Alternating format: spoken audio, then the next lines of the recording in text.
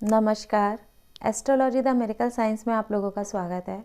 आज का हमारा टॉपिक है वर्ग कुंडली और इसका हमारी लगन कुंडली से क्या रिलेशन होता है या कैसे हम इन लोगों का कॉम्बिनेशंस बनाते हैं, आज हम उसके ऊपर चर्चा करेंगे। तो आइए शुरू करते हैं आज की वीडियो वर्ग कुंडलियों के साथ। तो सबसे पहले हम लोग लेंगे D1 चार्ट, जिसे हम लगन कुंडली भी बोलते हैं। यही सबसे इम्पॉर्टेंट चार्ट होता है हमारी किसी भी जातक के लिए। ये सबसे इम्पॉर्टेंट चार्ट होता है और यही पहला चार्ट होता है जो एक एस्ट्रोलॉजर या जो पंडित जी होते हैं वो देख करके बताते हैं कि जातक कैसा रहेगा, जातक अपने जीवन में क्या कर्म करेगा। तो इस तरह से ये D1 यानी लगन कुंडली बहुत ही इम्पॉर्टेंट होती है। ये बेसिकली हमारे शरीर को रिप्रेजेंट करती है।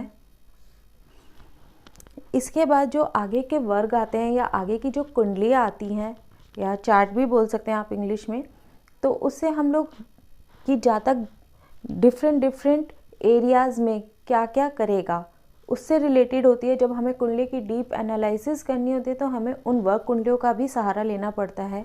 तो D1 के बाद आता है हमारा D9 चार्ट, जिसे हम नवांश भी बोलते हैं।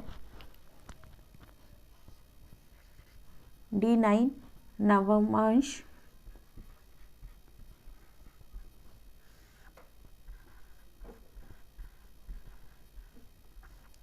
ये बेसिकली विवाह के लिए भी ज़रूरी होती है।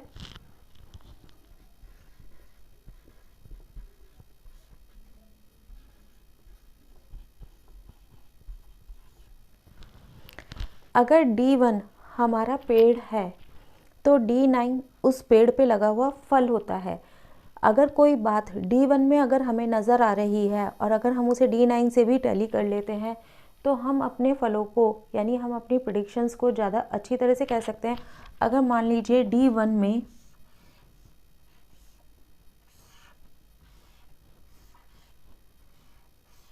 सूर्य का एग्जाम्पल ले लेते हैं। सूर्य उच्च का है,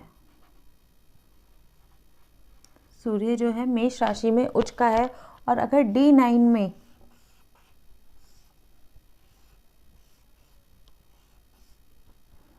सूर्य 7वें भाव में बैठ जाता है तो इसका मतलब ये है कि सूर्य सम होगा। सूर्य हमें अपने अच्छे प्रभाव, जो यहाँ पे D1 में हम देख रहे हैं कि हमें एक सूर्य उच्च का सूर्य मिला हुआ है, पर हमें सूर्य अपने उच्च के प्रभाव नहीं दे पाएगा क्योंकि D9 में हमारा सूर्य नीच हो चुका है।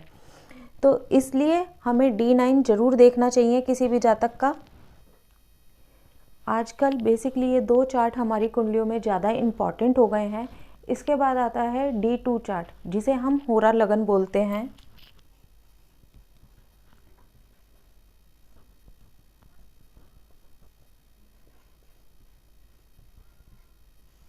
ये बेसिकली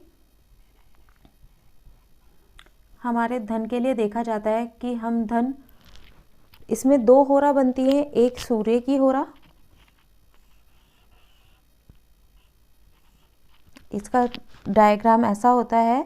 इसमें बेसिकली दो होरा होती हैं, एक सूर्य की होरा और एक चंद्रमा की होरा।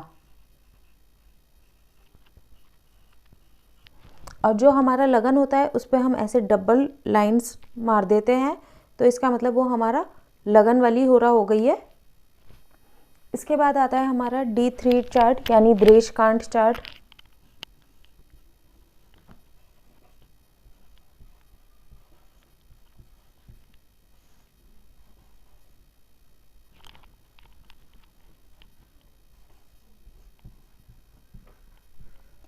ये हमारा भाइयों के मतलब बहन भाइयों के आपस में कैसे बनेगी कैसी नहीं बनेगी उसके लिए होता है।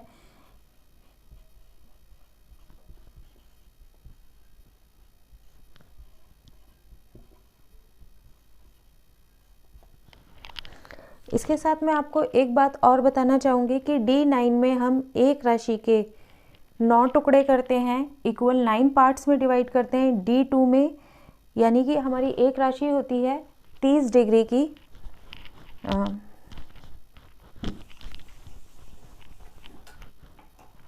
हमारी एक राशि होती है 30 डिग्री की। तो जो D1 में 30 डिग्री की राशि है उसे हम D9 में 9 इक्वल पार्ट्स में करते हैं। तो 30 डिग्री को डिवाइडेड बाय 9 करते हैं हम लोग D9 में। D2 में हम 30 डिग्री के 2 हिस्से करते हैं,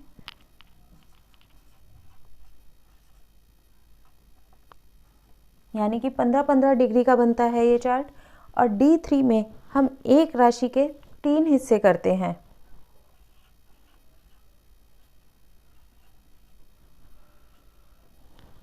अब इसके बाद आता है D4 चार्ट, जिसे चतुर्वांशा चार्ट बोलते हैं।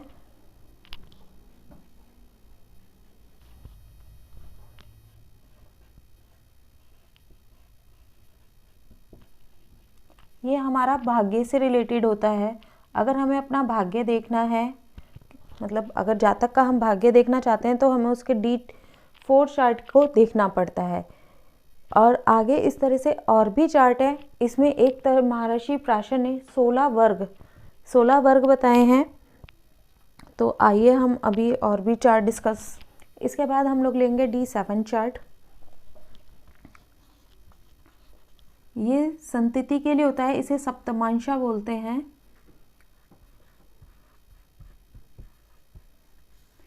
हमें संतान कैसी मिलेगी कैसी नहीं मिलेगी ये हम इस चार्ट से देखते हैं। इसके बाद आता है D24 चतुर्विशांशा। ये पढ़ाई के लिए देखा जाता है कि जातक कैसी विद्या प्राप्त करेगा, विद्या प्राप्ति का है।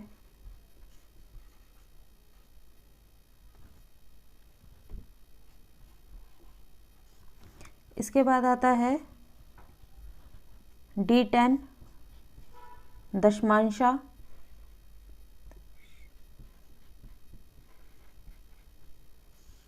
ये बेसिकली इनकम के लिए, आजीविका के लिए होता है।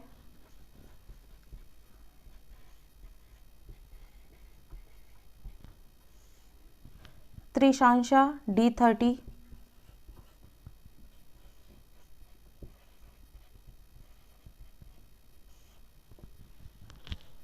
त्रिशांशा से हम अरिष्ट जानते हैं, मतलब कि हमारे जीवन में किस प्रकार की विपत्तियां आएंगी।